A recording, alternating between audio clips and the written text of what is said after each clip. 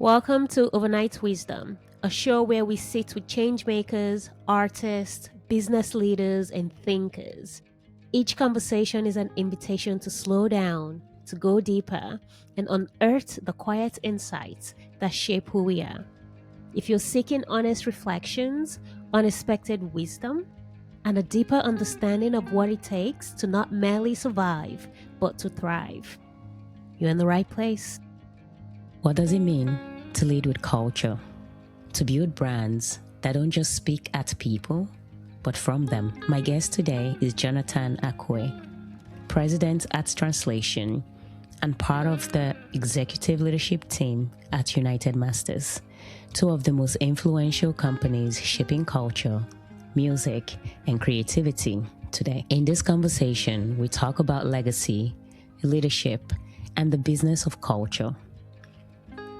Jonathan shares the quiet beginnings that shaped him, from a cross-continental love story that brought his parents together to a childhood moment at a bus stop that sparked a lifelong obsession with storytelling and persuasion. We unpack what culture really is, not a trend, but a system of rituals, networks, language, and artifacts. We explore the myth of Gen Z apathy, the future of influence in the global south, and why creators are now the new power class. John brings a deeply reflective, systemic lens to the conversation, informed by years working across creative industries and global agencies. This is a masterclass in culture, responsibility, and vision.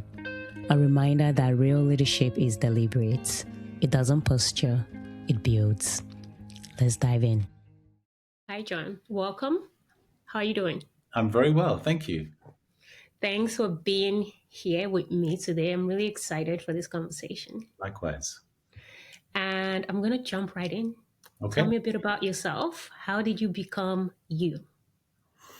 Well, that's a very deep and profound question.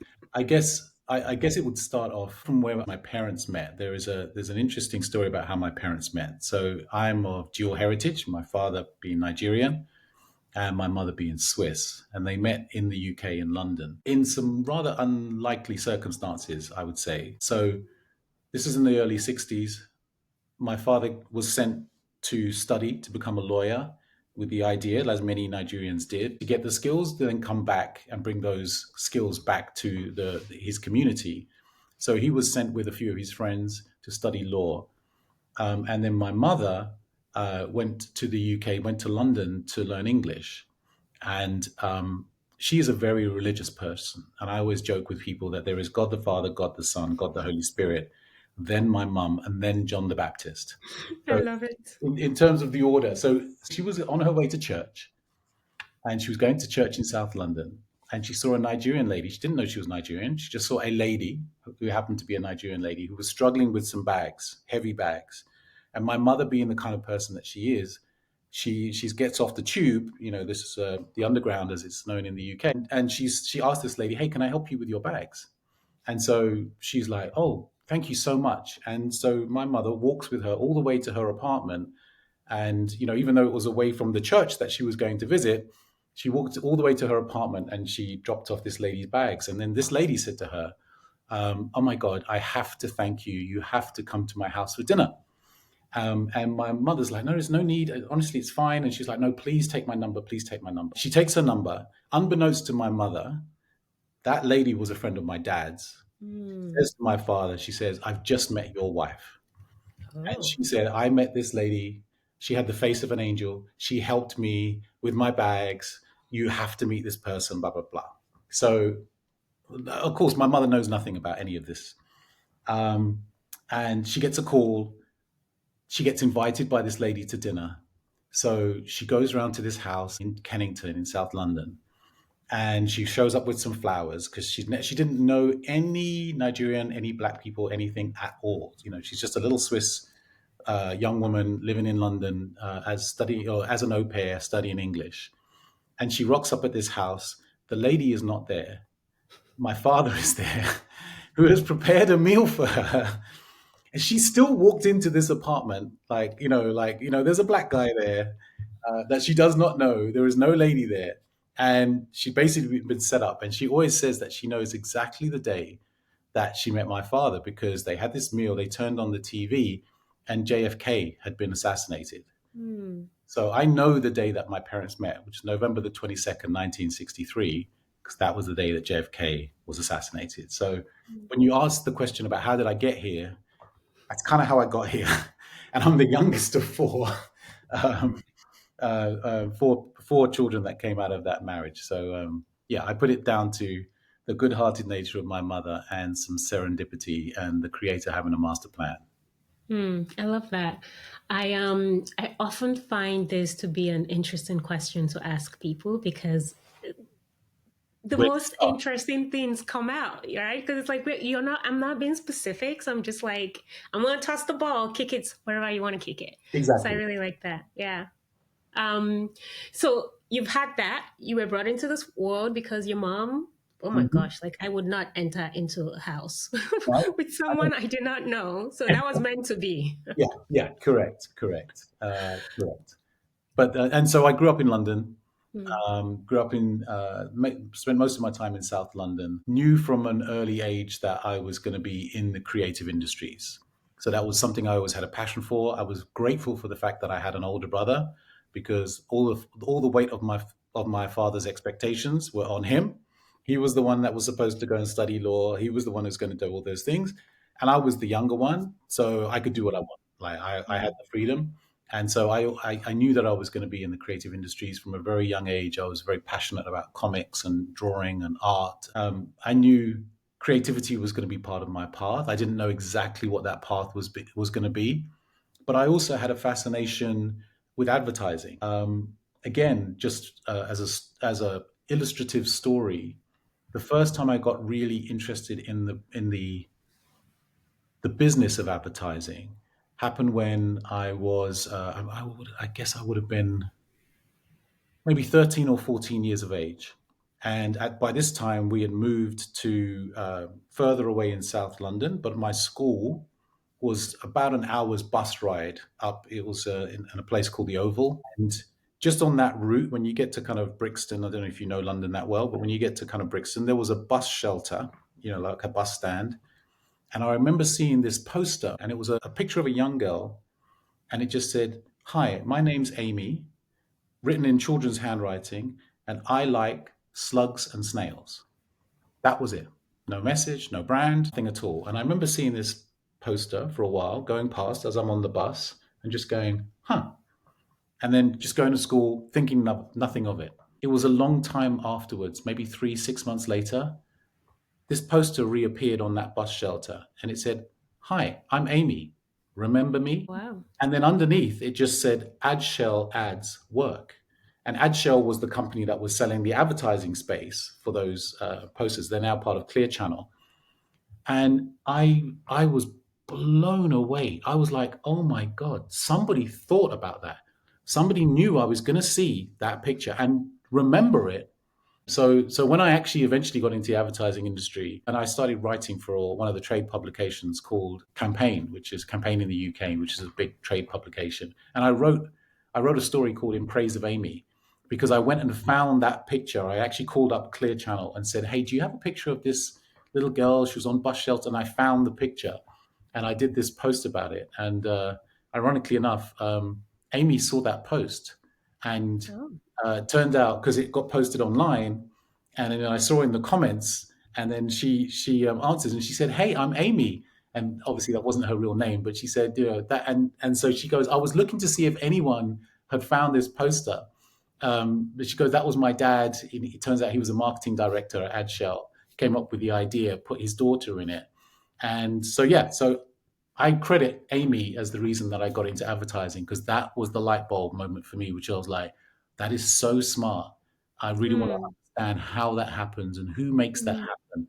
And when I Hmm. traced back, like, where did my sort of love affair with advertising begin? It was probably that it was Amy. Hmm. What in particular clicked for you? It was I guess it's the power of persuasion. Hmm. And one of the things I love about the industry, and don't get me wrong, most people hate advertising and spend their life trying to avoid advertising. And everybody in advertising understands that. And I hate bad advertising, right? Mm, Because I think most people hate bad advertising, and bad advertising is something that is not relevant to you. It's interruptive. It takes you away from the thing that you were actually enjoying. If you think about like whether it's a YouTube spot or whether it's something on TV, it's interruptive. Whereas when you see something that you actually were interested in or you actually care about, or you think is very clever or funny, or it adds something to you, mm, people don't hate that. That's seen as content. Oh, that's seen as there's value to that. mm, So for me, I was fascinated by the challenge of this is the only medium where it actively follows people. Like most things, people you opt in, you decide to watch that show, or you watch this, or you scroll on that. Whereas in the industry that I'm in, we have a challenge because people are actively trying to avoid us. And therefore, the mental and creative challenges you have to overcome in order to make content that people actually want to consume, let alone do something about, let alone take an action, maybe even go buy or purchase the thing mm, that you want to do. That intellectual and creative challenge for me is fascinating. And you meet the smartest, strangest, most creative people whose their life's work is trying to unlock that particular conundrum. And so mm, learning how to manage those people, lead those people, how to work with those people, how to get the best out of people like that, the kind of fascinating conversations you have. mm, That's the joy of that I've been able to do for many years now. mm. I love that. Thanks for sharing. I'm thinking about, before you answered this question, I was thinking also it has something to do with memory, right? Because when Mhm. you see something like that, I mean, a lot of us expect, hi, I'm this, and then something comes after it. So Correct. there's also a thinking to, okay, you're Amy, sure. But it's trusting that somebody's going to see that and somebody would have had that reaction. And then, trusting the process that there are people who use that same bus lines or whatever it Mhm. is, and they'd see that. So it will always find the people that it's for. So Correct. that's kind of brilliant. Correct. Yeah. Gary. And I'm pretty sure they didn't think that that was going to inspire some kid on their way to school to think. And it wasn't like a linear curve, but it's just one of those points, when you can look at it and you can kind of go, oh, that was interesting. And then, Mm, there's other little dots along the journey for me where I just got more interested. But what I would say is I didn't actually get into the field of advertising for quite some time because I didn't know anybody in it. mm, And particularly in the UK at the time, it's still true, this idea of social capital, this idea of who you know and getting in because of networks that you're connected to. I didn't have any of that. I was literally just a kid growing up in South London. I didn't know anybody that was in this industry, and I was very much on the outside of that. And it took a few years for me to find a way in. But another story we may or may not get into. yeah, yeah. No, I actually want to hear that because I wanted to ask you about, you've had an expansive career. Hmm. Yeah, from media to advertising, where I guess it's all kind of, but different Yeah, aspects or right. different Yeah, lots realms. of Yeah. things. And you spent quite a bit of time with Publicis Group and Correct. different verticals that they have. And now Yes. you are at translations. So can you just map out how does that happen? I'll start with translation. So translation was founded by a guy called Steve Stout. And Steve is something of a legend in the kind of hip hop industry and worked very closely with some of the biggest stars in the world. So he famously discovered Nas, as an example. He went out to Queensbridge, I believe it was, and went and found this 17-year-old kid who was known to be a rapper and signed him. He worked very closely with Jay-Z. He worked with, Mary J. Blige. He was Mary J. Blige's manager. He worked with Will Smith, et cetera, et cetera. So he was a music industry executive who was, coming up at the time. This is in the mid to late 80s and early 90s, where hip hop was just taking over the world. And he was one of those people behind that, making that happen. And I think the aha moment for him was when he was working with Will Smith on the Men in Black soundtrack. So you remember the film Men in Black, and Will Smith was there, and Steve was working at the record label, and they were making this album, and they sold like 10 million units or whatever it was, like an inordinate amount of CD sales at the time. But what Steve noticed is that the Ray-Ban glasses that Will Smith was wearing sold like 10x whatever the CDs were on. It was like a multiple, massive multiple in terms of the sales of the Ray-Ban. And suddenly Ray-Ban, which was glasses that no one was really wearing before that movie, just became fashionable again because of the power of culture and the power of one particular cultural asset, which was this huge blockbuster film, and Will Smith and everything he represented at the time. And I think that was the aha moment for Steve when he went, wait, there's more to just selling records. Culture can sell products. And so that was the moment where he kind of birthed translation and created translation. Now, he wrote a book back in 2012 called The Tanning of America. He sort of tells that story and talks about how we have to think about culture differently to the ways in which traditionally culture had been thought of by advertising. So the way that advertising, particularly in America, works, but it's some variation of this everywhere in the world, is that they build customer segments, profiles based on segmentation. And those will look at your ethnicity and your gender and your age and your income and where you live, all of those sorts. And then they put you into a bucket based on those things. And particularly in the US, you have what it was known as the general market, and then the multicultural market. So you would have general market agencies who would target, middle America, typically white America. And then you would have specialist agencies for the Latino community or for the African American community.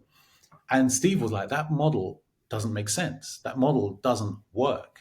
And so he posited that cultures are the things that we are often, it's not just the cultures we're born into, it's the cultures that we adopt. And he was using the reference point of hip hop and talking about how a kid from Connecticut can have as much in common with a kid from Compton because of the culture that they have opted into, and that shared culture being hip hop culture.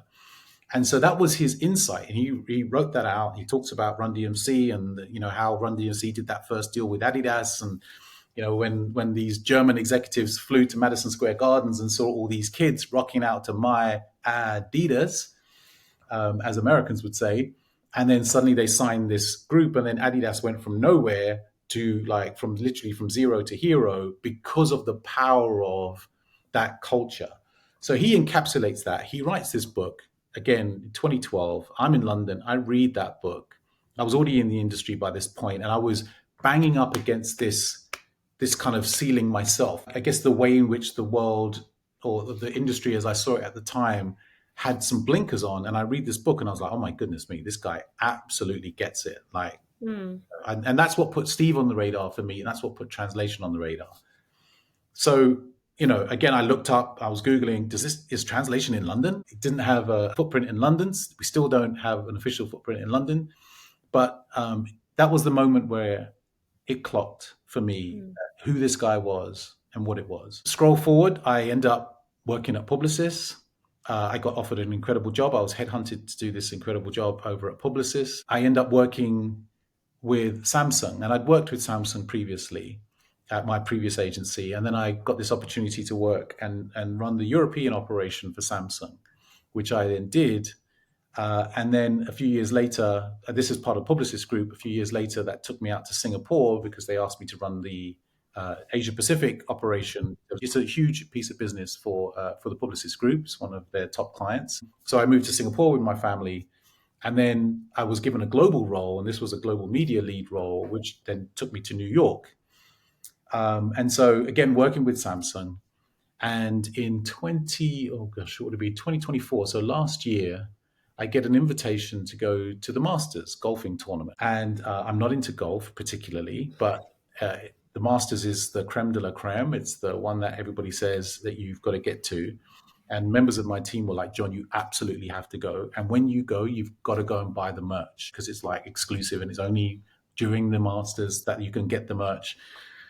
Anyway, so I go and I'm at the Masters and I'm in this store and I turn around and I see this guy. And there's not that many black people at the Masters. And we're in the store and I was like, wait a minute, that's Steve Stout. So I introduced myself because I thought I may as well just go and say hello. So I introduced myself and he was like, have we met? And I was like, we haven't met, but you had an influence on my career. And he was like, well, how?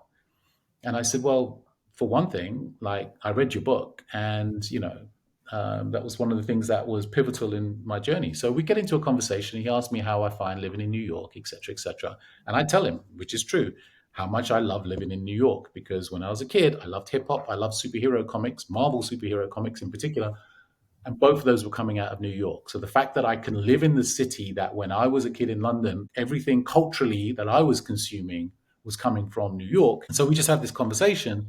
And he also was fascinated by the fact that I'd worked with Samsung for 10 years. And he was like, you must be a crazy fill in the blank to be able to work with a client like that for that period of time.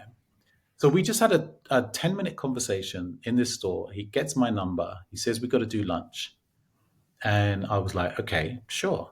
And then a few weeks later, he sends me a text and we're trying to find a time to do lunch. And either he can't do it or I can't do it. And then he sends me a text one day and says, John, can I call you in 5 minutes? I said, okay. So he calls me up and he said, look, I'm going to cut straight to the chase. He said, I've been looking for a president for my agency for over a year now. And I've got a headhunter in my office and she's trying to get me to sign off on someone else. I don't think they're the person. I think you're the guy. And I went, okay, wow, number one. And then, but honestly, my second reaction was like, thank you. But actually, I'm in a really good spot right now. I'm actually, Publicis is doing incredibly well. They've been incredibly good to me. They took me from London and my family, took me from London to Singapore, from Singapore to New York. They looked after us. I'd been there for 9 years. I was doing absolutely great. But we started having a conversation. He was like, John, wait. Don't close your mind to it. Just come and meet my people. Come and look at the opportunity.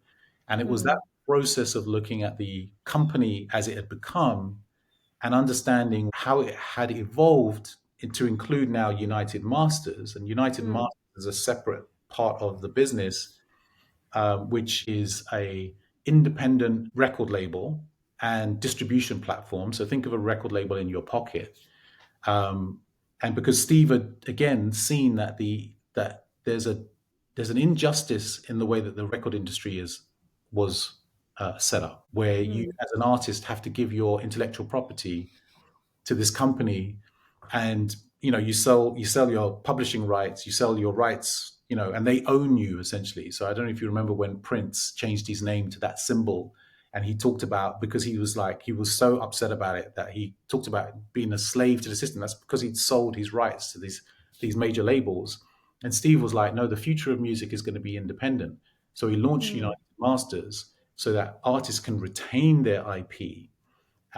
But he also, it's essentially a distribution platform. So you can sign up and then we will distribute your music to all the streaming platforms. And there's a record label that sits behind it and all the things. And when he started speaking to me about United Masters and the fact that at the time there was about 2 million artists had signed up on the platform, now it's closer to 3 million. And these are people that are reaching an audience of over 3 billion people. And we've had over 50 billion streams. And so because I'd spent the last few years now working in media and understanding the power of data and the power of these audiences and realizing that this isn't 3 million consumers. These are 3 million artists, creators, entrepreneurs, the sorts of people that are tastemakers, the people that are changing culture. That's a massive pool of culture, which is very valuable from a brand's perspective. And that was the thing that made me think, actually, there could be an opportunity here, a bigger opportunity for me to do something even outside of what I'd achieved at the Publicis Group. So that's what made me take the leap of faith. Right.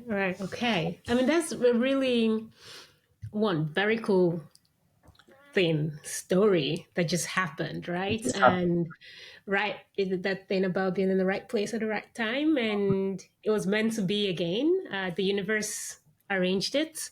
I'm curious, what is the difference then with translations? What does translations do? Yeah. So I guess, so we talk about ourselves as being a culture agency as opposed to an advertising agency. And that is, at the time when translation started 20 years ago, that was kind of revolutionary. Today, it's not. Today, you walk 50 yards and particularly in New York, everyone's a culture agency. Everyone claims to be a culture agency. What does it actually mean? Is it means that as a consumer, you'll know this, I'm sure. You go onto a website, you click on something or you view something, and all of a sudden those ads are going to keep chasing you forever. Um, and most people don't like that, but it's just a fact of life, and that's because uh, platforms and agencies and Meta and Google, they've figured out that they've got a profile of you as a consumer and they track your behavior and then they then keep chasing. And if you've showed any interest in that product, they're going to keep following you along and say, oh, maybe, you sure? You sure? You sure? You sure? Just kind of keep reminding you. And there's some real science behind that and why they do it. And the fact that, you have to see something 14 times before you remember it, and repetition and all these sorts of things. So there is a logic to it, even if it may be annoying. And most of the industry is chasing consumers, right? Most of the industry is chasing a better understanding of you, Chisom. What makes you tick? What are the things you like? What do you not like? What are that's what most of this industry is bound around, is focused on. And there's a lot of money to be made in understanding that. What makes translation slightly different is it's not necessarily chasing consumers. It's in the business of chasing culture. So we introduce brands to culture, which by definition is not individuals. It is more to do with shared behaviors and rituals. So when we think of culture, we talk about it in terms of networks, in terms of rituals, in terms of artifacts, and in terms of language. So those four things, networks, rituals, artifacts, and language, are what we define as culture, because every culture has that. So when you abstract it out, and culture is a very loaded term, you have culture wars and you have all these terms. But when you take it and you abstract it out, you go, ultimately, it's about the networks that you belong to. Some of those you're born into. Some of those might be the fact that you're an Igbo person. That's your network that you're defined by. Some of them you may adopt. It may be a religious network that you join, and that may be different from the one of your birth. Maybe it's the same one, but it's a network that you join. Then there are going to be certain rituals within those networks. So shared codes of behavior, certain things that happen. Again, if you go to church, there's a certain ritual that takes place. There's certain rituals that will take place within communities. If you get into the skateboarding community, there's certain rituals, and those will often have artifacts. And artifacts are the things by which you signify, you let people know. So even go back to the Masters example. When I was in that store buying the merch, there's artifacts that let you know that, oh, I am part of this club. So I bought a baseball cap. It was like with a little Masters logo on there. And I sometimes wear that when I'm traveling, and I see these old white guys giving me, like, they nod at me because they're like, because it's an artifact. It says he's in the club. He understands. Right. I'm not in that club, by the way, but so there's an artifact that sits there, and then there's a language that stands behind that. Now, sometimes that is a actual language, and sometimes that's just the dialect, the street slang, the in language, the whole 6-7 movement. It's like, what does that mean? So it's all, when you break it all down, it's networks, it's rituals, it's artifacts, it's language. And that is the thing that we help brands to understand. So if they want when we talk about engaging in culture, you have to understand those four things in order to show up in authentic ways. Because if you don't, you'll be rejected. And the culture will go, no, I can see you, I can spot you from a mile. You don't pass the sniff test.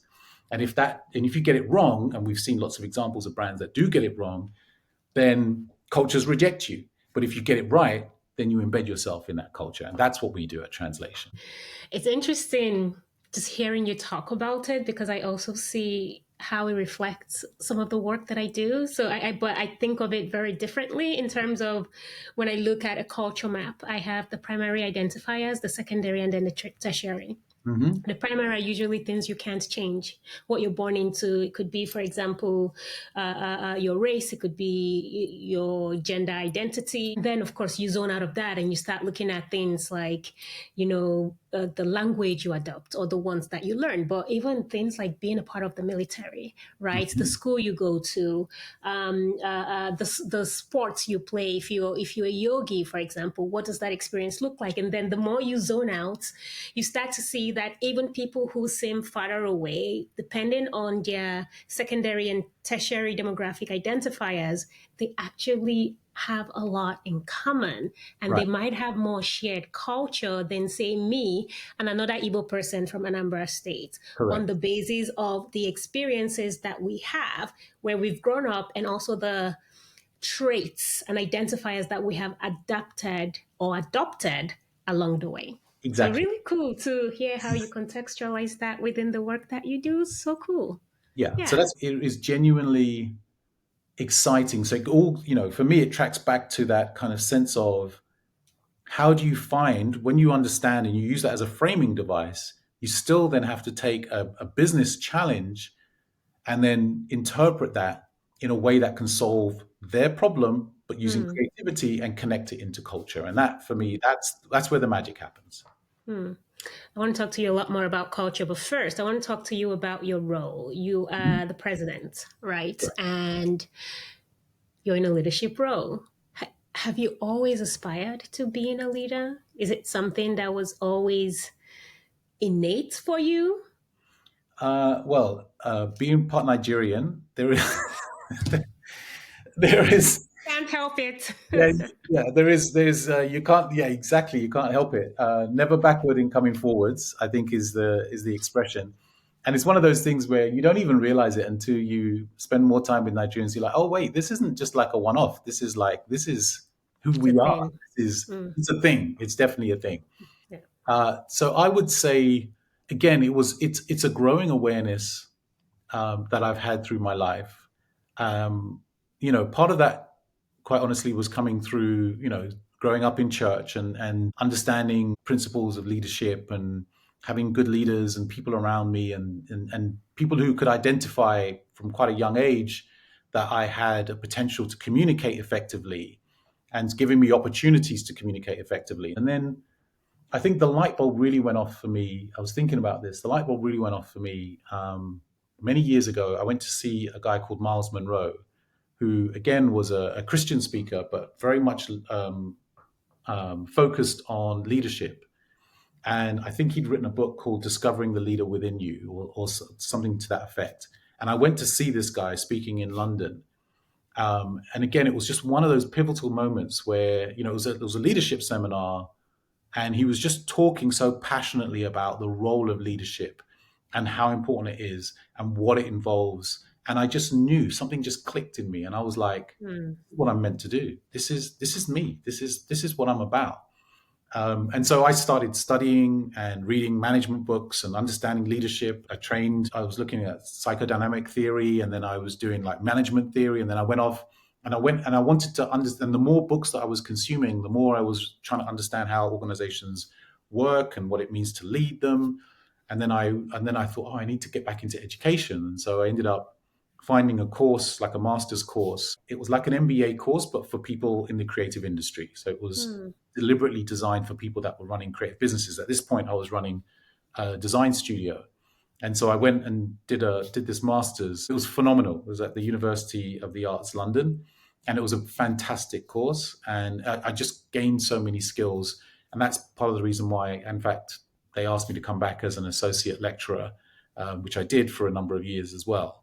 But yeah, so it's definitely been a journey of understanding and awakening and realizing that this is the power of persuasion and the power of mm, being able to articulate yourself clearly and the power of being able to set a vision for people, but also caring for people, coaching people, mentoring is something again that I've done, throughout my professional career. And so yeah, it's something that you have to understand the responsibilities that come with it and the mantle that sits on your shoulders, and mm, but it's something that I love doing, and it's a great privilege. I try and be someone who doesn't take that privilege lightly, and mm, that's how I've tried to maintain my sort of leadership stance as I've gone through various continents, countries, environments. It's a blessing. It's a genuine honor. mm. Thanks for sharing. I always reflect on what it takes to lead, Mhm. and not just yourself and the Mhm. people within the organization you lead, but also when you have such an impact on what brands get to do and Yeah. how they behave. So that responsibility just amplifies in a sense. And a translation, I think, or what I saw online and I wrote it down is you essentially pride yourself as helping ambitious brands harness the power of culture to solve their biggest challenge, Mhm. right? And over this conversation, you've talked about culture a number of times. And as somebody who work also at that intersection of culture, I know that culture means different things in different contexts. So what does culture mean today for how you work with brands? Yeah, I mean, again, we take it down to that, but that we use that framework in terms of thinking about the networks, rituals, artifacts, and languages, and then we then apply that to who are the people they're trying to reach. So we Hmm. try and find the signifiers, and those aren't going to be necessarily in the same demographic location. Do you see what I mean? So Hmm. again, if you look at the kind of subcultures, take hip hop as an example, hip hop enthusiasts, and there are many different shades and versions of them, but there are some kind of defining characteristics that you can go, oh, okay, so here's some of the networks that maybe would appeal to people that have that kind of interest or at least that identification with that culture. Now, the truth is, you know, we're made up of many different overlapping interests, passion points. You know, we're not defined, you know, there are very few people that are just singularly one thing. We have the absolute privilege of working with some of the world's biggest and best brands, you know. So we work with the NBA as an example. And it's the reason why we work with the NBA is because we absolutely understand basketball culture. And, Hmm. you know, the people who work in the company are infused in basketball culture. They understand the little nuances of language, the artifacts, it's almost symbiotic. It's like we're so infused in that world, and obviously not just basketball when we think about sports and entertainment. And for me, when I look at these when I look at these aspects of culture, because you know, of course, you can start talking about culture and you can start breaking down some of the more contentious aspects of culture. But one of the things that I think is fascinating, and the reason why I'm interested in things like music and sports and entertainment, is that they're very often at the tip of the spear of culture. So they are the Hmm. things that move in a very fluid way.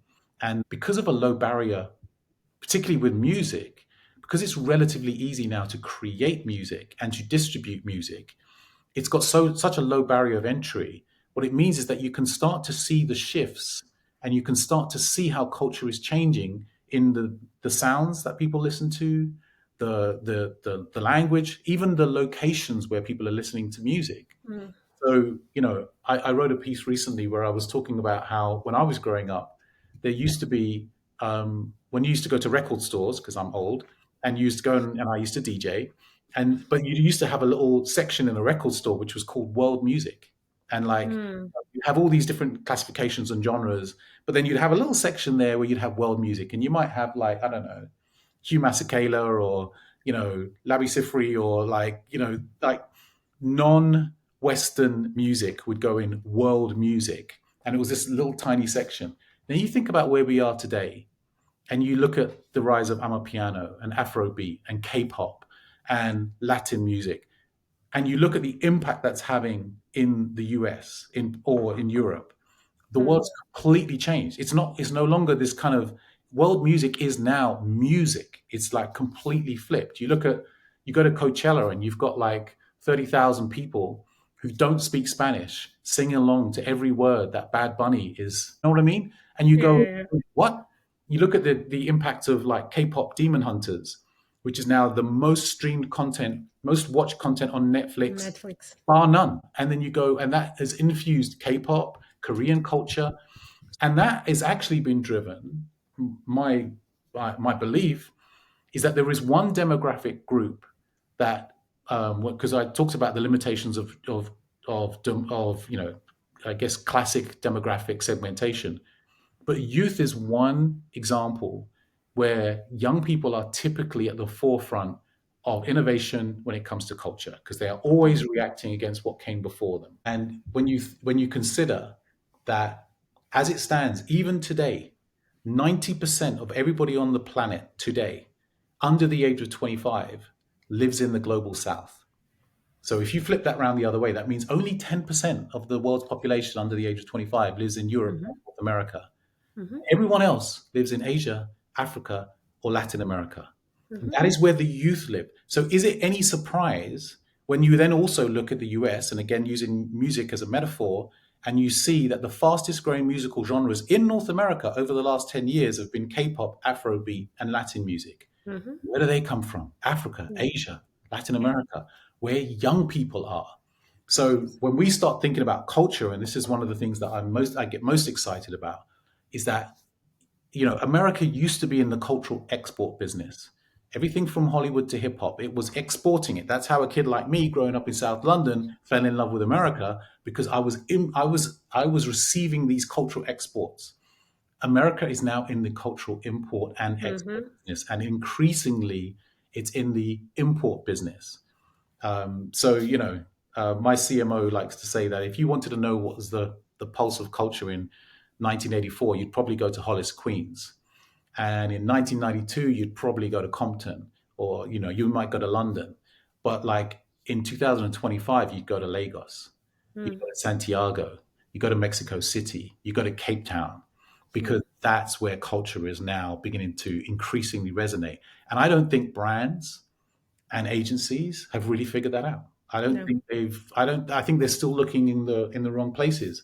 And I Mhm. think that's what made me most excited about the work then. And through United Masters, which plugs into what we like to think of, like, because United Masters has it. We're in Lagos, we're in Brazil, we're opening Yay. we're in London, we're opening in Cape Town. So we're plugging into the centers of cultural capital around the world. And then translation plugs into the centers of cultural and financial capital. That's why we're in Dubai, we're in New York, we're in LA. So we're thinking about it in terms of where is the financial capital centers and where is the cultural centers around the world. How do you plug into those? And then how do you then interpret that for brands? And that for me is Mm. the game. That's the new game. Really fascinating. First on K-pop, I have a 6-year-old. She's in first grade. She comes back after 2 weeks. She just started, and she's like, "Mom, can I watch K-pop?" I look it up, and I'm like, "No, you're too young." She's like, "But everybody else in my class watches it. They sing the song, they talk about it." I'm just like, "No, we're not gonna do that." And then she nags so much about it. So now we play the song when we drive, right? So she Mhm. knows now all the music. We've not seen it yet, but it's really interesting just how young 100%. this it penetrates, like it just proliferates everywhere. And then I was also thinking about in terms of where the youth is. There's a research that recently came out by Deloitte where they mapped something around leadership, and they said according to this mapping, they see that Gen Zs have no interest in leadership. And for me as a quant and a data person, I'm thinking, I'm sorry, I need to see where those people come from, right? Because I bet it's either the US or Europe. And I bet what is understood as leadership fits very well within this Western lens of what it is to be a professional leader. Because I know kids in Lagos, I know kids in Accra, in Nairobi, who are hustling, who want to be leaders, but their own version of leadership is very different from how a lot of organizations in the corporate sector and beyond are thinking about, leaders and people who have aspiration to it. And at the same time, to your point around where the future is in terms of human capital, in 25 years, Nigeria, China, and India are the most populated countries in the Right. world. In 75 years, Nigeria is the second most populated country in the world, right? Yeah. That is the future where you have the Correct. people. A lot of populations in Europe, for example, they're aging.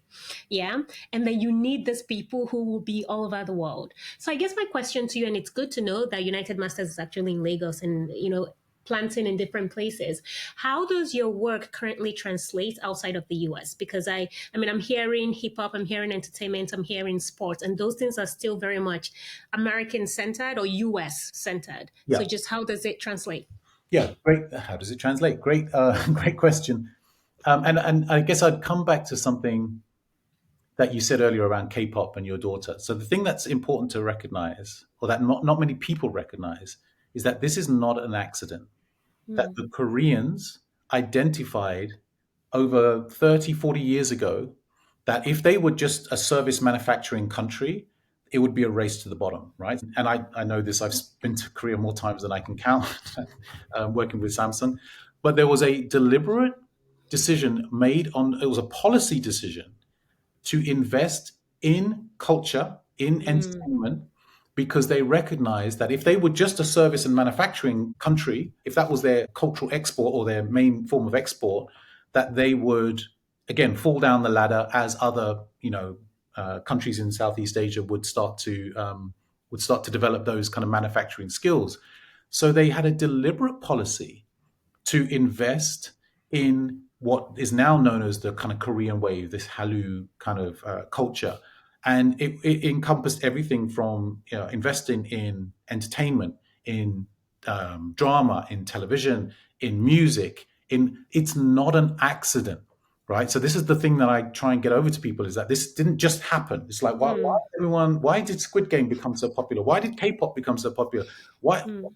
It's not an accident. There was an Intentional. intentionality about this, Mm, part of a plan mm, that was done, and that's what people miss. So, in answer to your question about what we do outside of North America, the where we've decided to plant our flag as translation is actually in Dubai. So we've launched our first international office in Dubai, and that is because the Gulf states, the GCC kind of region, have recognized they face a similar challenge to where Asia was, in that they are rich right now because of their petrodollars, right? They have a mm. resource, but they also can see the end that Yeah. is coming for that economy, and they are investing in culture and entertainment, sports, entertainment, culture as the future for those countries. So when you think about UAE, when you think about Saudi Arabia, when you think about the countries, Qatar, all those countries are making massive investments into culture right now because they see that as the future of their business and the future of their countries. I listened I listened to one of your other podcasts where you talked about how we should think about countries as businesses. And Nigeria would do well to think of itself as a business, and you would change your CEO if it's not doing well, right? Well, if you look at countries in Asia, look at what happened in Singapore. It was run as a business. I've lived in Singapore. It is a business. It's Mhm, run. There's a social contract that you sign up for when you get there, which is like follow the rules. You're going to mhm, have a good life. Don't follow the rules. You won't be here for very long.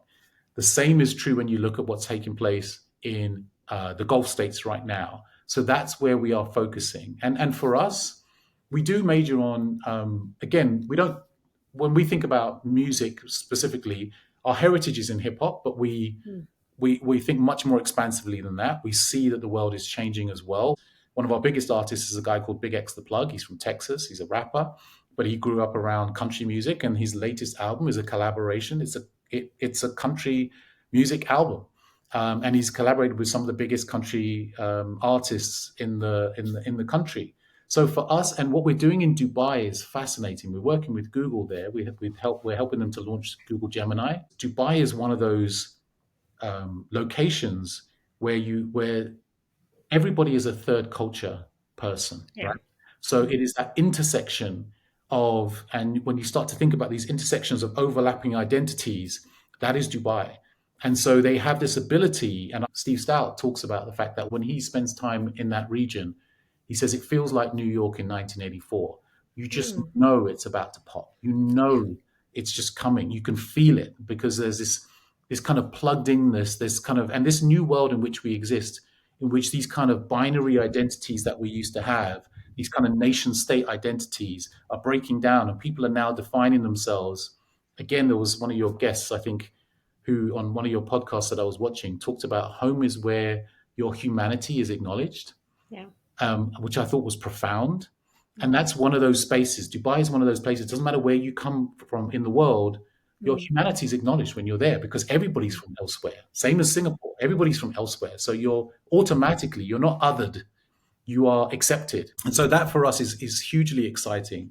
That's where we're putting our focus because we can see that in a similar way to what was happening in Asia 20, 30 years ago, is happening now in the Gulf states, where they are recognizing that culture is going to be the thing that propels them into the future. And we want to be a part of that. And so we're fortunate enough to be working with some great brands out there.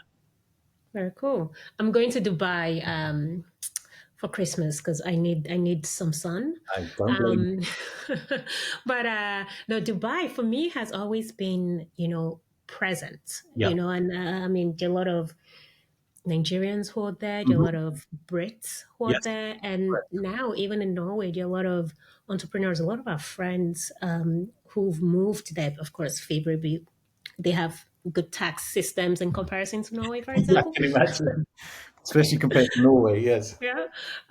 But it's a fascinating place, and it is a melting pot, very much like London, very much like New Yes. York City. So I can see the interest. Yeah, that's a good call. I guess that makes sense. Yeah. I do want to ask you about then how so you're working with Google currently in Dubai.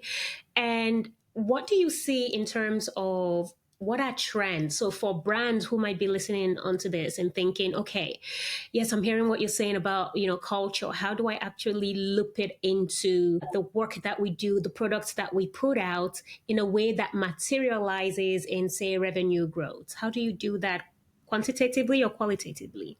Yeah. Well, if you think about the rise of something like TikTok, right? Mm-hmm. So, and the impact that that has had. So we talk about, we're building out a practice now, which is called culture to commerce, and recognizing that there is a very clear line between culture and commerce. And partly that's actually part of the reason why I was keen to go and live and work in Asia, because you see it most clearly in places like China, where you have the kind of the delineation between the platforms and commerce is almost invisible now. And you have KOLs, these key opinion leaders is what they call influencers in China.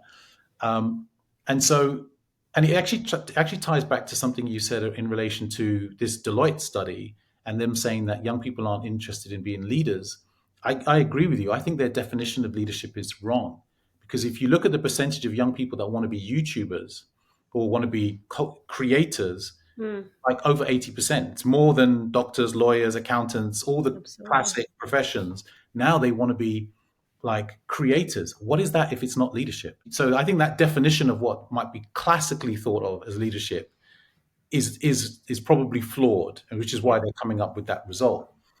So when you start to think about the this cultural trend in terms of this young people and the impact, for example, of TikTok as a platform, and now you can walk into bookstores in the United States, and when you walk in, there'll be like right by the front, there will be Book Talk, and because it's such a huge thing in terms of like Mhm. TikTok as a phenomena, like Yeah. the books that people are reading and sharing on TikTok. So now you walk into like a Borders or in the US, and literally up there we'll see Book Talk as recommended on TikTok, Wow. and that's the first thing you see as you walk in. That's the power of culture, right? In terms Mm. of driving commerce. To give you an example, we saw that for ourselves, thinking here about the United Masters side of things. So there was a kid, a teenager, um, growing up in Chile, um, started making music. He's 15 years of age, uploads his music onto YouTube, starts making a little bit of a name for himself in Chile. Um, Lives 6 hours in a town 6 hours outside of Santiago, so he's not even in the capital. Then he uploads his track onto United Masters, and we see this track start to skyrocket. And why did it skyrocket? Because some influencers, it got remixed by a couple of cool DJs, and some influencers on TikTok started using it as the background to their video. Mm.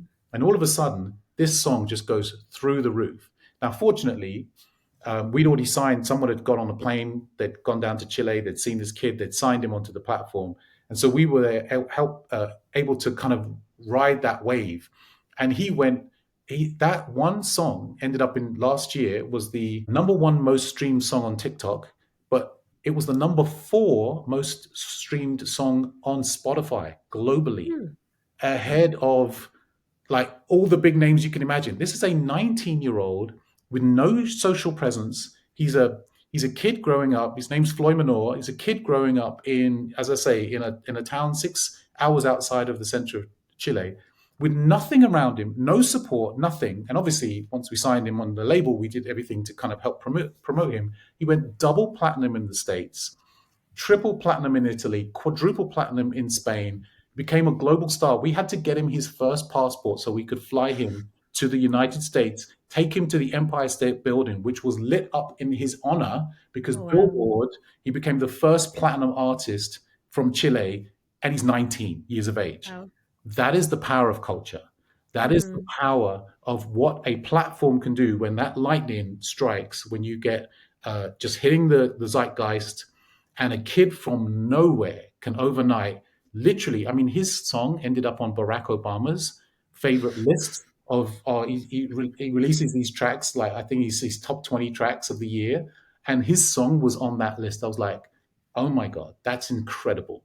So for me, when we talk to our brands, we talk about helping brands to know what's now, what's next, and what's not for long. Being able to discern between what is happening right now, what is about to happen, and what are the things, because so much is happening and it's so quick and so fast, what are the things that are going to be here today but not for long? And that's what every brand wants to figure out. That's what we help them to kind of navigate their way through. I love that. Are they receptive to when you share things that goes against what looks currently trendy, right? So I'm trying to imagine for a brand that has been heavily invested in all things US, and finally you're saying, hey, listen, we have to look outside. How is that received? Great question. Not all of them are there yet. That's the honest answer. Because for many of them, they're so focused on their existing customer base.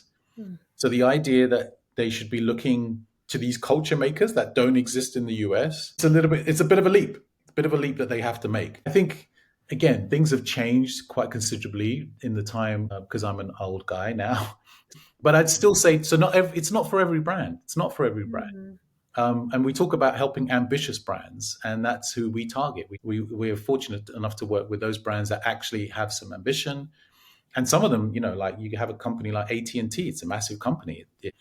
Alexander Bell founded AT&T, was the first telephone. The fact that telephones exist is because of AT&T, but they still are an ambitious brand. They're still a brand that absolutely is 100% American brand, but also knows that it wants to plug into culture. And so we've done some incredible projects with them, and continue to do so.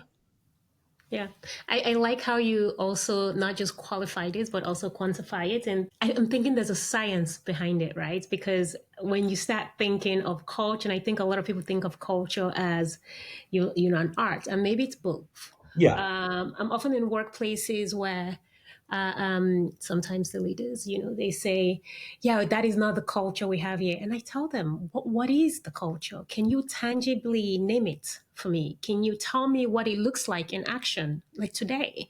How have you modeled or showcased your culture? Because you have culture and language in in things that are said and things that are unsaid as well.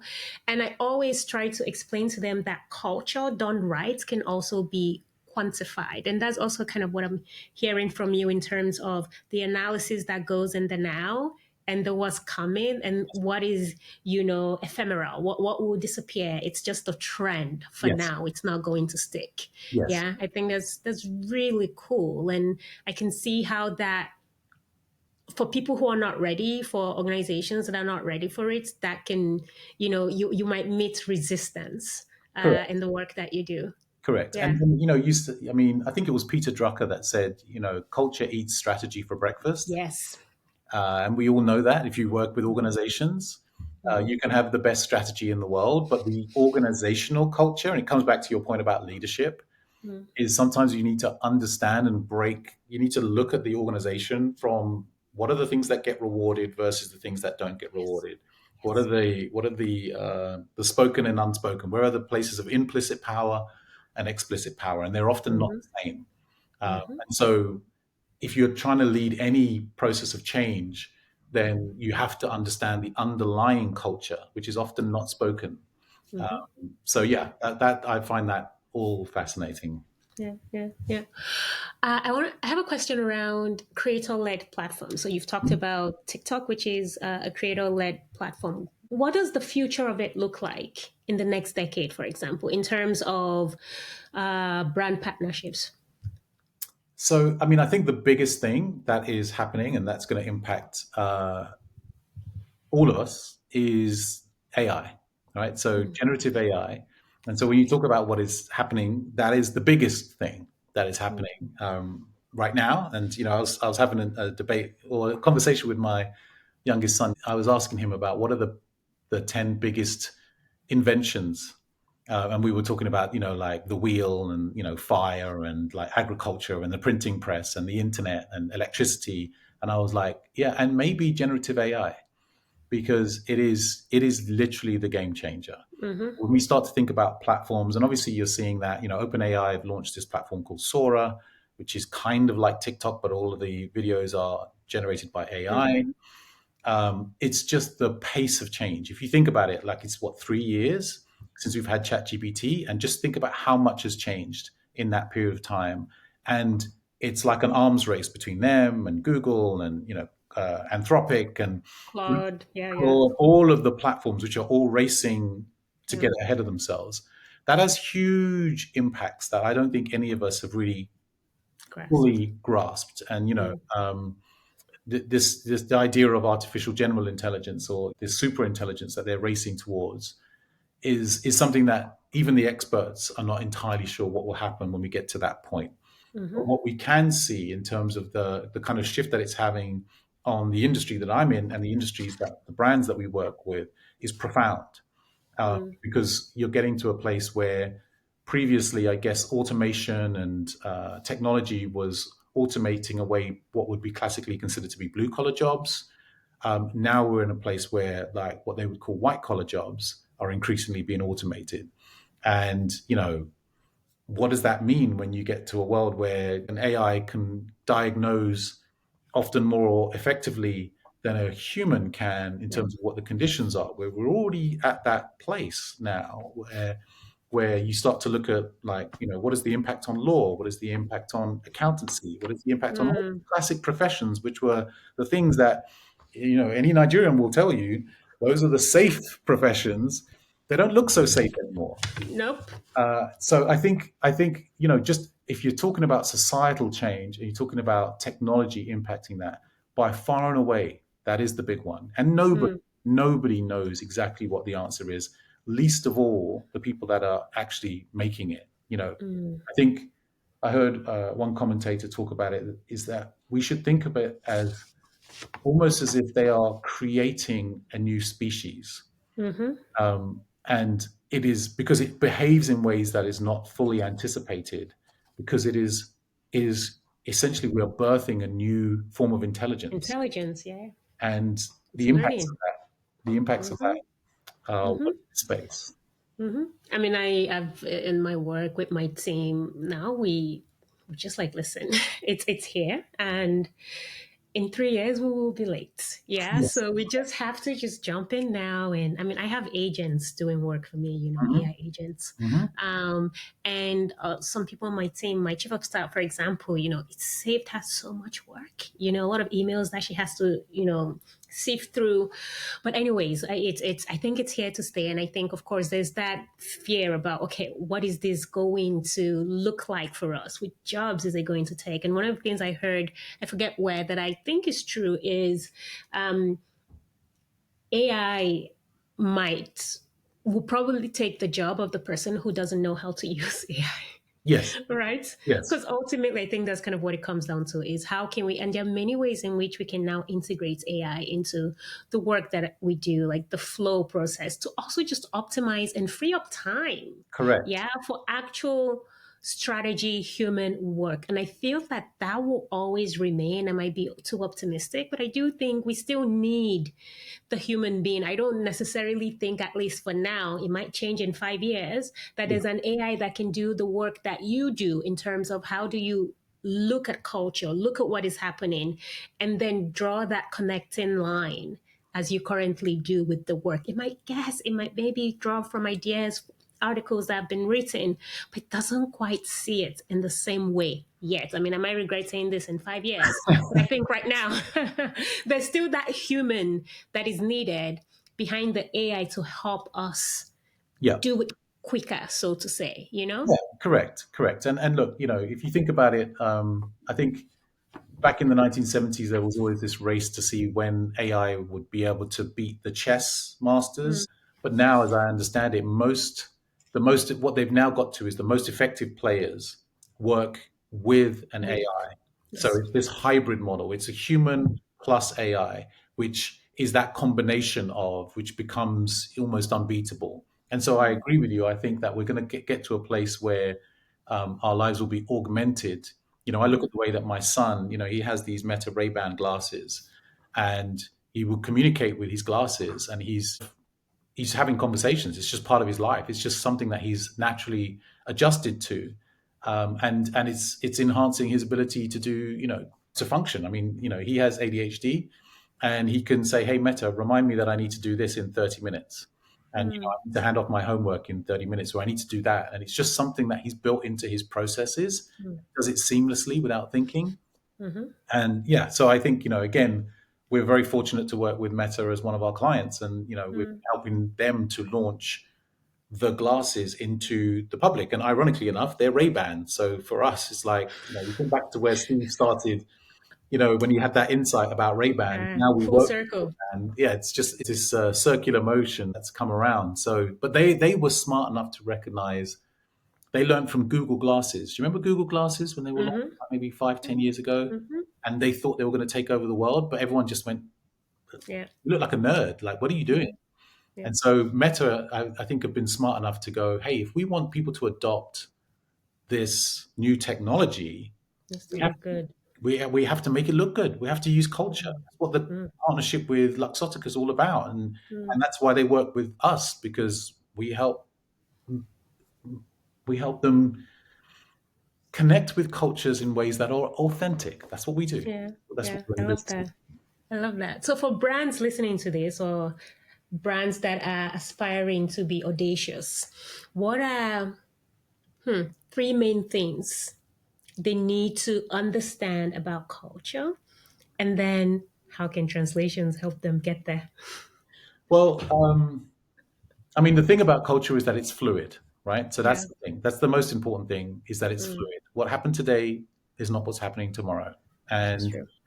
so that's the most important thing that they can understand, which is that Mm, don't rest on your laurels. So if I was right. going to say on anything, it's like to understand that it's fluid, uh, to understand that there is a degree, you have to have a certain degree of risk tolerance, Mm, because in order to connect with cultures authentically, you have to be willing to make mistakes. And again, that's an important side of this. And there's a side to which, and you can frame those mistakes, and you can kind of learn. You can do kind of pilot experiments, and you can kind of test and learn as you go.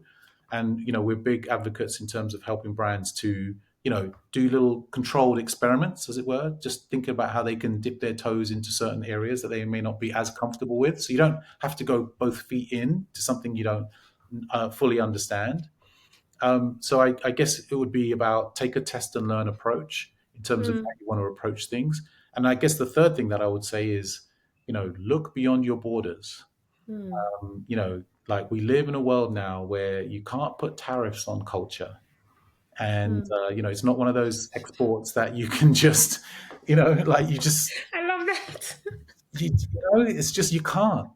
It's gonna flow, and you cannot put a tariff on it. So look beyond your borders, look to see what's happening in the world, and it will surprise you and hopefully delight you to see what is happening and what young people are coming up with, because that's the bit Mm, for me where no 2 days are the same. It's like, wow, mm, something mm. new is happening. Thanks for sharing. I have a question for you before I go into the fire round. How do you think, like, we live in a geopolitical era that has become one, right? Something happens in the US, we feel it somewhere else. Um, how do you think brands should engage with politics in this era? in Yeah. terms of, yeah, do they speak up? Do they stay silent? And at what costs? Wow. So that's a very big question. And I think it's clear, obviously, we've touched a little bit on the culture wars. And I think it's clear that where we are today is very different to where we were in 2020 or even 2016. Mm-hmm. If you think back to where brands were at the time, and I think back to the kind of there was the sort of Nike Colin Kaepernick ad which they did, and it was like a very large statement. If you think back to 2020, and there was all the black squares on Instagram, and you think of all those kinds of things. We did something actually. We worked with Beats. It's probably one of our most awarded pieces of work in Mm-hmm. 2020. I think it was just after the George Floyd. I think it may have come out in 21, and we did a film for Beats, which was called "Do You Love Me?" And it really tackled the issue of like brands claim to love Black culture, but do they love Black people? Mm-hmm. If you haven't watched it, I would recommend anyone to actually watch that piece of film because it's an impactful piece of film where we ask that question around: Do you love me? Do you really love? Do you really love me? Not the culture, not the affect, but the people behind it. Mm-hmm. And that was very much of the time. It hit the moment. It was, as I say, I think to this day it's probably our most awarded piece of work because it was in the zeitgeist. Mm-hmm. Clearly, we've moved from there to American Eagle and Sydney Sweeney adverts talking about it's all in the genes, and there's this play on words about is it genes or are they is there a racial undertone? Are they what are they doing here? What's and that's again in my industry that's the debate in terms of it was a very provocative piece of work, or it was interpreted as potentially provocative because they had Sydney Sweeney as a white woman, and then they were like it's all in the genes and it's American Eagle, and then they were like wait, is there a subtext? Are you trying to say something here? Is there something here, or is it not? And again, you can look at it and say it's an effective piece of advertising. It certainly caused a debate. Yeah. It hit a certain audience, and I'm pretty sure that they'll show that sales went up off the back of it. But all of that to say is that we've moved into a different political environment. There's no questioning that. We understand that, and I think many brands would feel that they were have been burnt in terms of getting too closely aligned to certain political movements. Uh, Mm-hmm. Michael Jordan famously said the reason why he doesn't comment on politics is because Republicans buy sneakers too, and so he had that stance of like, why am I going to cut off like my audience like when you know Mm-hmm. Republicans buy sneakers? Mm-hmm. So I think you'll find brands in different places. For me, all of these things are pendulums. They kind of they swing one way, then they're going to swing another way. And I guess, my counsel to a brand would be to maybe avoid the extremes on either side, to know who they are, to know what is the essence of their brand philosophy, and very often it's in the founders. It's like why did that founder start that company? And the essence of the brand is often to be found in the founder. And so staying true to who they are and not necessarily to be pulled too far in one direction or another direction, but to be the essence of who they are and find the audiences, find the cultures that they can connect with in an authentic way. Mm-hmm. Okay, I can sit with that. I mean, it makes sense though as well because I often think about companies that act like plastic bags in the wind. Yeah, they Mhm. they blow where the political currency is. It could be for 4 years, it could be for longer, and the core is who are you? Are you recognizably you in Mhm. every space that you're in every political era? And so this is what you're saying resonates with me in terms of you have to figure out what your core is and stand firm in that. And then, of course, when I reflect on when it can be extreme around, when we have wars and crises and genocides happening in the world, can we stay neutral? Should Mhm. we stay neutral?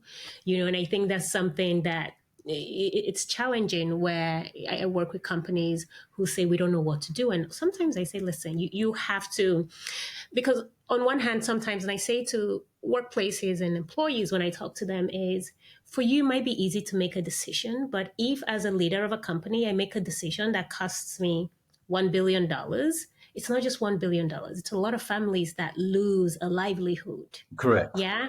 And I have to hold that as a leader. And Correct. I think that's also the grace that sometimes, I'm not saying just let companies do whatever nonsense they do and without repercussions, but also the grace we have to hold for the decisions that oftentimes leaders have to make, Yep. not in a vacuum, but just in considering, do I want to let 1,000 people go, or do I want to say this thing because this political wind and this demand from the other side is asking for me to do it? So of course it's not easy. It's not an easy.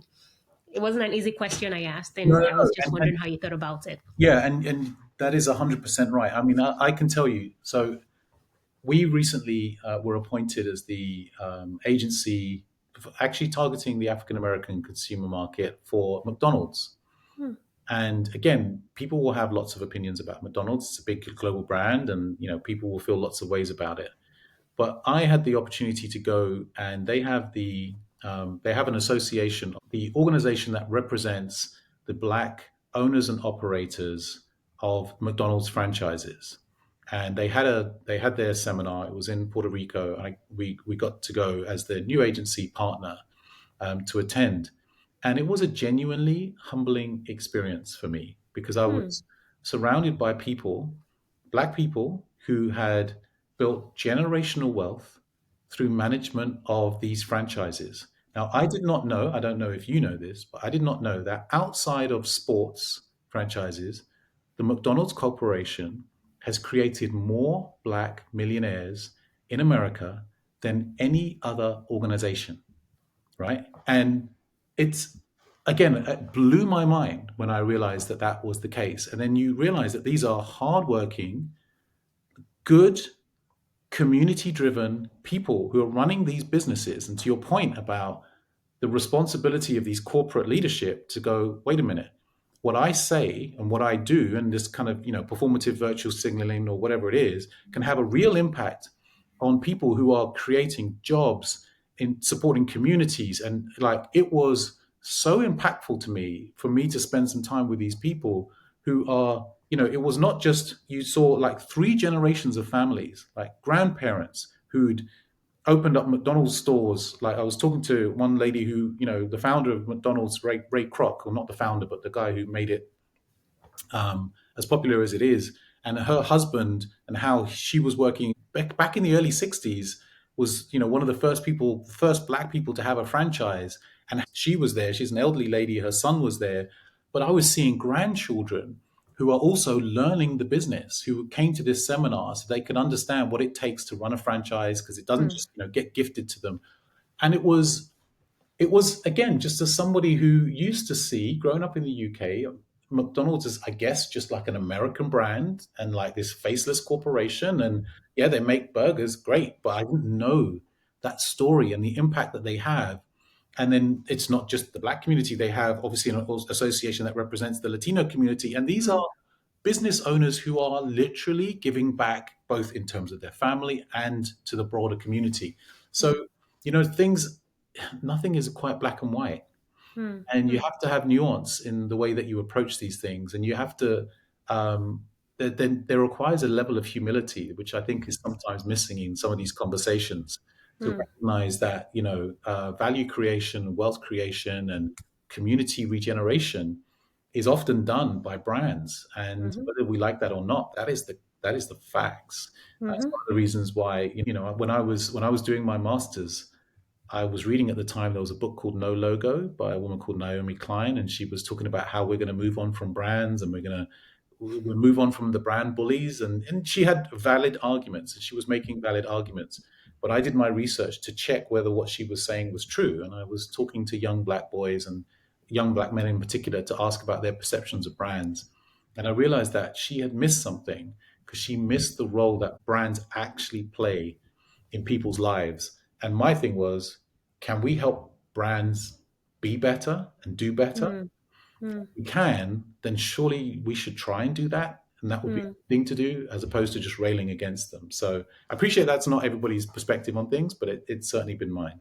And I think, thanks for sharing that. I do agree. I think that, oftentimes when I read this data, I dig into, I'm just like, I need to see the real thing. And oftentimes they've not spoken to a lot of people. A basic thing I ask with brands, organizations is, when you made this decision, when you came up with this research, was everyone in the room? Mm-hmm. Like everyone who should be there, did you talk to them?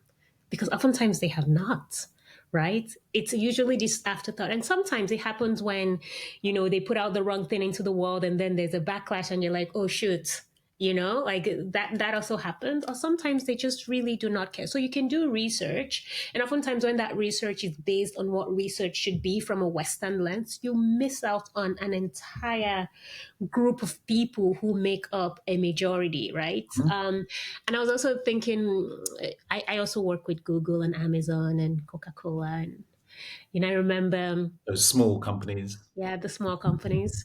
And I remember I think this was maybe 2 or 3 years ago, I got so many emails, messages, and people, talking about, because I also have this nonprofit organization called Diversify. We do really great work, I think, across the world and also in the Nordics. And people were like, oh, why are you working with this organization? Do you run that other organization? I'm just like, one, not that I owe you an explanation, but listen, I have a team. Mm-hmm. I have employees. I have people who depend on me, right, for work. A lot of my employees in Norway are people who ordinarily would not get work because in Norway, if you are an immigrant or international with the wrong name, no matter the degree, you do not really get opportunities. So a lot of my employees come from this target group that are often excluded. And because of them, we've grown so wow, right? And we're doing really great work. But there's that. So I'm thinking, I'm not going to risk Shantani's income for your opinion. If you have an opinion, you can go talk to those companies, because I also believe that, of course, I have my values and I will speak it in every room, but we can't all be on the outside fighting. Correct. Yeah, sometimes we have to be on the inside changing minds. Correct. And we need all of those. I need you out protesting. That's great. That's your work. My work is, I want to talk to the CEO. Yeah. I want to see what they can change. I want to see what their constraints are, and I want to see, can we make it better? Yep. Yeah, we don't have to fix it all. And oftentimes, people are upset because what they want, word for word, does not happen, but they forget constraints and decisions that people have to make. And on one hand, working with these brands, but also running my own company, I understand, like, it's not easy, but can I talk to them? Can we see what is the middle ground? How can we communicate better? How can we say, listen, there's nothing we can do. We're going to do this, and here's why. You don't have to agree. You don't have to understand it, but please trust that we're doing the best that we can. Because sometimes there's also that break in communication where brands don't speak up in terms of, they don't even clarify, hey, listen, my hands are kind of tied, but we're doing the best that we can. And then people kind of like think all the most awful things possible. But yeah, basically I'm rambling now, but I guess what I'm trying to say is I hear you, and I do agree that it requires a lot of grace. We can't cancel so easily, and things are often more complicated than they appear. I have a speed round for you. Okay. What legacy do you aspire to cement with your work at Translation? So I am keen for Translation to be seen as the definitive market leader in the culture space. That is the legacy that I want to leave. And in order to do that, I know that we have to create some of our own intellectual property, which is the thing that we are working on in the background to create. I want there to be no question, we are the definitive market leader in this space. That's a very Nigerian dream. I love it. Yeah. You can't get away from it. You can't get away from it. Love it. How do you navigate fear in business or leadership? Well, I love one of the principles that we have at Translation was that you run towards darkness. And so that is literally one of the company values. We talk about building the plane while we're flying it and all that sort of thing. But this idea of run towards darkness and don't run away from it. And often the quickest way through a storm is to go straight through. So that is the principle. And the thing that I recognize is that, courage is not the absence of fear. Courage is the ability to do it while you're scared. right? And so it's not the absence of. And I think that's the mistake people make, which is like, oh, I'm scared. That means I shouldn't do it. No, you can be scared. You can experience fear, but real courage is to do it anyway and to do it Mm-hmm. scared. And so Mm. for me, that is something that a principle that we live by at the company. Mm. I love that. I have what I live by too on courage is one, courage is a strategy. Hey. My computer is doing its own thing It's good. It's today. okay. I love it. I love it. Courage is a strategy, and hope is a strategy as well. It's one of the Mm, things I go by. interesting. It's because I think people do not understand the work of courage. Like courage starts where comfort ends. Hmm. You cannot be comfortable and be courageous. You Correct. have to do the uncomfortable thing. Correct. Yeah. And that is why it is the strategy, in a sense, at least for me, and how I think about it. Yeah. Agree with Yeah. that. Definitely agree with that. Mm. At the end of the day, John, how would you like to be remembered? Primarily as a good husband and father. My children are, when I think about leadership, I want to, you have to start by leading yourself Mm. and by leading your family. And certainly I have three children. I have three wonderful children. And I would like to be remembered as a good father and as a good husband. Um, those would be the things most important to me. Oh, I really love that. I really like that. Okay. What is a book that impacted you the most? I love to read, so there's been a lot of books that I read. But I think if I think about one that's probably impacted me the most is probably Viktor Frankl, Man's Search for Meaning, Mm. and that experience of just understanding that even in the most dire situation possible, and obviously Viktor Frankl was a prisoner at Auschwitz and lived through most horrific things you can imagine, but still this concept that we are in control of how we process the world around us. The one thing that nobody can take away from you is how you process what is happening to you. And you have the Mm. control in that. You cannot control the exterior environment. You can control your response to that environment. And that is the thing that once I read that, I was like, oh my goodness, that has been that's how I've lived my life, which is, to control what you can control. Mm. I'm just thinking, I think we have a few things in common because I'm also I am response able. I may not be able to Mhm. control what happens to me, but by God, I control how I respond to it. Correct. And something else I live by is my mind is the one battleground I cannot lose. Yeah, I Correct. can lose I love that. everything else, but I cannot lose my mind, not to myself, not to my mother, not to family, not to the world. I Yeah. have to fight to keep that. So, Yes. yeah. Correct. What are you aspiring to in your personal life? Personal life. Again, talk about my family, and my children are now at the point where they are either young adults. So my oldest is 24. He lives in the Netherlands, not too far from where you are. Cool. So supporting them as they've gone through this change. My youngest is 17 and my daughter is 22, and she's at university. So right now, it's my focus is ensuring that they have the best opportunities for them to have the best as they approach their kind of, I guess, their careers and their working life and what they're going to do. And they're all very different, and they're going in three different, very different ways. Yeah, so I guess that would be my personal objective is to make sure that they are set up for success because every parent wants their kids to do better than them, and Absolutely. I'm certainly one of those. So that would be, I guess, a personal goal that I have right now. Thanks for sharing that. I love that. And professionally? Professionally, I'm still having a ball. I'm still enjoying myself. I think that the potential for a company like ours, both in terms of United Masters and translation, is huge. I see there as a global potential for it. We have a long way to go to get there, and it's a rocky road. There's many storms that we have to run through in order to get there. So I think there's a huge potential, and then beyond that, I want to be able to really, as I say, become that definitive market leader in the space to really help and enable brands to navigate culture in a way that is both respectful and impactful.